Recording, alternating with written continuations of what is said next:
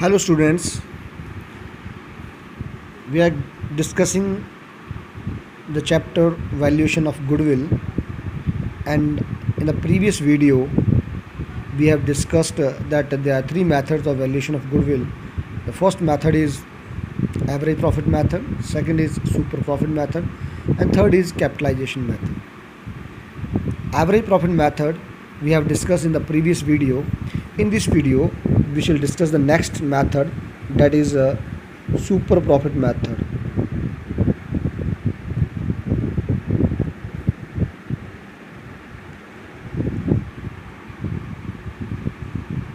Under this method, goodwill is valued at number of years purchase of super profit. Number of years purchase means like 2 years purchase or 3 years purchase of super profit or 4 years purchase of super profit. Then we have to multiply by 3 or 4. Suppose in any of the question it is mentioned that goodwill is valued at 2 years purchase of super profit, then we have to calculate the super profit and then it is to be multiplied by 2. If it is written in the question that goodwill is valued at 3 years purchase of super profit, then we have to calculate the super profit and to multiply with 3. So first of all we will like to discuss what is super profit and how it is different from average profit. What is normal profit? These three terms are very important. Normal profit और तीसरी है average profit. बच्चों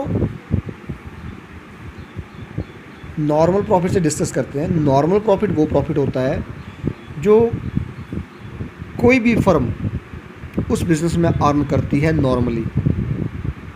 ठीक है, हम एक example लेते हैं बहुत अच्छा, जिससे आपके तीनों प्रॉफिट जो है वो अच्छे से समझ में आ जाएंगे. सुपर प्रॉफिट भी, नॉर्मल प्रॉफिट भी और एवरेज प्रॉफिट. फॉर एग्जांपल एक बिज़नेस में 10 लाख का इन्वेस्टमेंट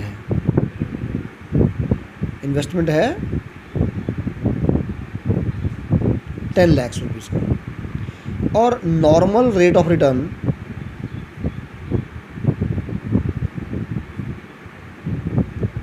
उस बिज़नेस में है 20%.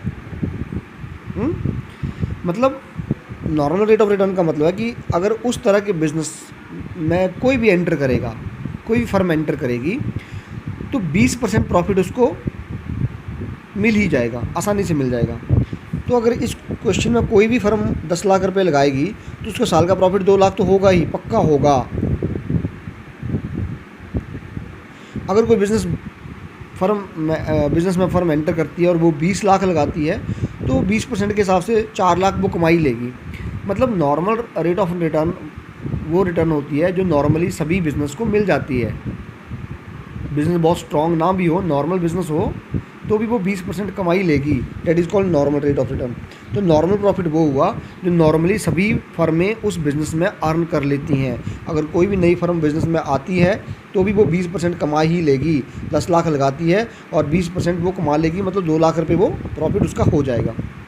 लेकिन एक इसी बिज़नेस में कोई एक बिज़नेसमैन है जिसको जो वो 2 नहीं कमा रहा, वो 2.5 लाख कमा रहा है, वो डेट इज़ एवरेज प्रॉफिट. वो उसका एवरेज प्रॉफिट है, एक्चुअल प्रॉफिट है ना, एक्चुअल एवरेज प्रॉफिट. तो जितना फर्म अर्न करती है एक्चुअल में वो एवरेज प्रॉफिट है, और जितना हर एक फर्म कमा सकती है नॉर्मली वो नॉर्मल प्रॉफिट है. अब ये कमा कितना रही है? कमाना चाहिए इसको 2 लाख रुपए, कमा रहा है ये 2.5 लाख रुपए, तो ये एक्स्ट्रा कमा रही है ना. ये एक्स्ट्रा जो है वो सुपर प्रॉफिट है. So what is super profit? Super profit is equal to average profit minus normal profit. Okay, super profit is equal to average profit minus normal profit. तो सबसे पहले हमें निकालना होता है ऐसे क्वेश्चन में सुपर प्रॉफिट.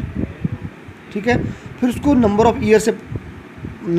ईयर्स परचेज से मल्टीप्लाई करते हैं into number of years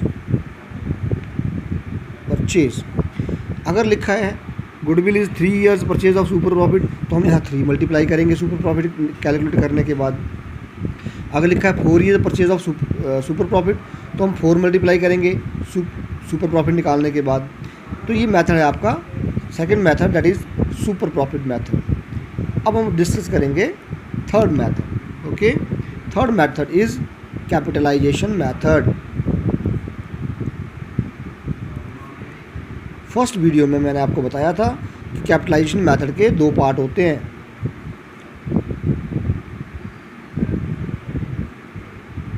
capitalisation of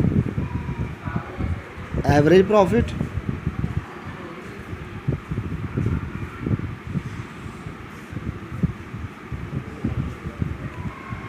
number 2 capitalisation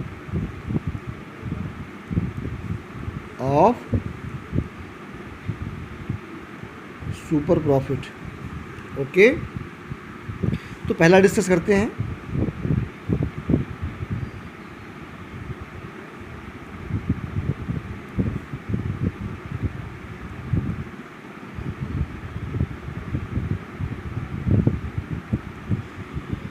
capitalisation of average profit, इसको डिस्कस करें।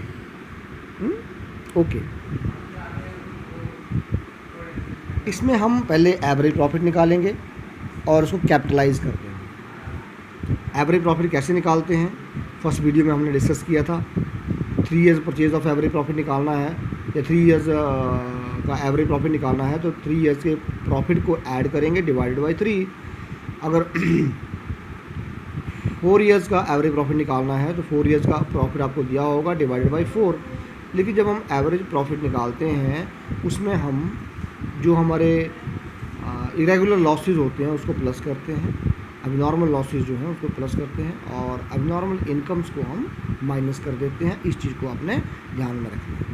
ओके, क्योंकि एबनॉर्मल लॉसेस जो बिज़नेस का ऑपरेशन का पार्ट नहीं है, एबनॉर्मल प्रॉफिट भी बिज़नेस के ऑपरेशन का पार्ट नहीं है। एबनॉर्मल लॉसेस जो हैं वो बिज़नेस के प्रॉफिट को कम करते हैं, इसलिए हमने उनको प्लस कर देना है।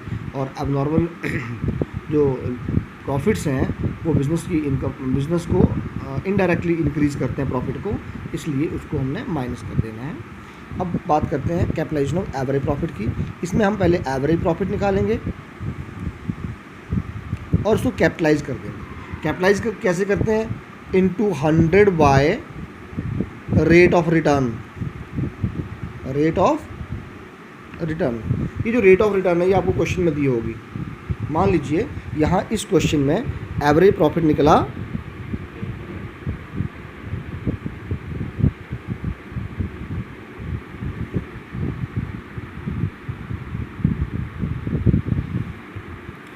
'क्वेश्चन में हम पहले एवरेज प्रॉफिट को कैपिटलाइज करते हैं और फिर एक्चुअल जो आपका कैपिटल होता है उसमें से माइनस करते हैं। इसी क्वेश्चन में देखते हैं, इस क्वेश्चन में 10 लाख रुपए इन्वेस्टमेंट है लेकिन एवरेज प्रॉफिट 2.5 लाख आ रहे हैं, तो एवरेज प्रॉफिट कितने हो गए 2.5 लाख और उसको कैपिटलाइज कर दीजिए। Capitalize means 100 upon rate of return, that is 20%। तो ये बन गई आपकी capitalized value of average profit. Capitalized value of average profit कितनी बन गई, ये 12,50,000 ये बन गई। कैपिटलाइज्ड वैल्यू कितनी बन गई 12,50,000। ओके, अब इस कैपिटलाइज्ड वैल्यू मतलब जितना एवरेज प्रॉफिट ये फर्म अर्न कर रही है उसके हिसाब से उसकी कैपिटल होनी चाहिए थी 12.5 लाख, 12,50,000, 12,50,000। लेकिन एक्चुअल कैपिटल है कितनी इसकी 10 लाख। तो नॉर्मल कैपिटल को इससे माइनस कर देते हैं, माइनस नॉर्मल कैपिटल 10 लाख। जो बचेगा वो होगी हमारी गुडविल। Goodwill is 2,50,000। कैसे निकाला, पहले हमने एवरेज प्रॉफिट को कैपिटलाइज किया और एवरेज प्रॉफिट को कैपिटलाइज करने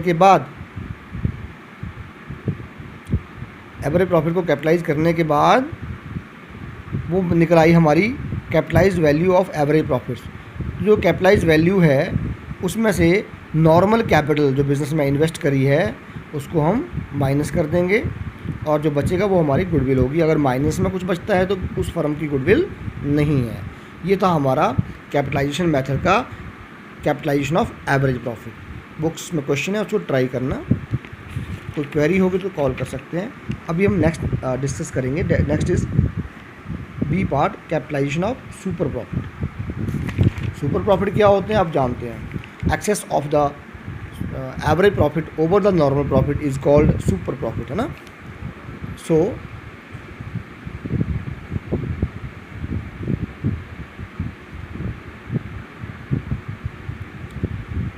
कैपिटलाइजेशन ऑफ सुपर प्रॉफिट करते हैं। इसमें हम पहले हम सुपर प्रॉफिट कैलकुलेट करेंगे। कैसे करेंगे आप जानते हैं।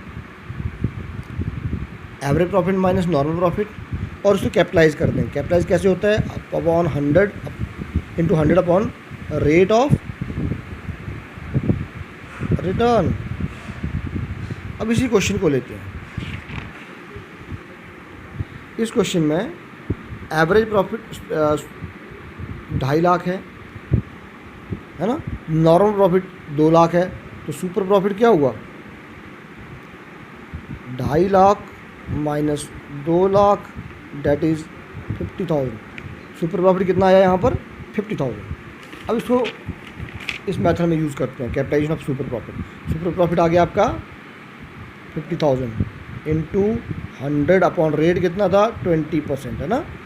ये इससे हमारे जो सुपर प्रॉफिट है वो कैपिटलाइज हो जाएंगे 5, और ये गुडविल बन गई 2.5 लाख। ये है आपकी गुडविल। इसमें आप capitalize value of super profit नहीं निकालते, डायरेक्ट सिर्फ सुपर प्रॉफिट निकालते हैं और number of years super profit निकालते हैं और उसको कैपिटलाइज कर देते हैं। सुपर प्रॉफिट निकाला और उसको कैपिटलाइज कर दिया, गुडविल आ गई 2.5 लाख। इस मेथड से भी और इस मेथड से भी गुडविल आई थी आपकी 2.5 लाख। गुडविल लगभग सेम रहती है दोनों मेथड से।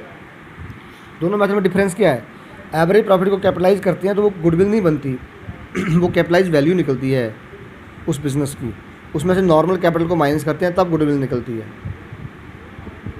लेकिन सुपर प्रॉफिट मेथड में क्या होता है, जो कैपिटलाइजेशन ऑफ सुपर प्रॉफिट, उसमें हम सुपर प्रॉफिट कैलकुलेट करते हैं और उसको कैपिटलाइज कर देते हैं डायरेक्ट, और डायरेक्ट कैपिटलाइज करने के बाद जो अमाउंट निकलता है वो फर्म की गुडविल होती है। तो बच्चों ये चैप्टर हमारा ख़त्म हो गया, कैपिटलाइजेशन ऑफ सुपर प्रॉफिट। अब हम नेक्स्ट वीडियो में डिस्कस करेंगे admission of a partner. Okay, till then thank you.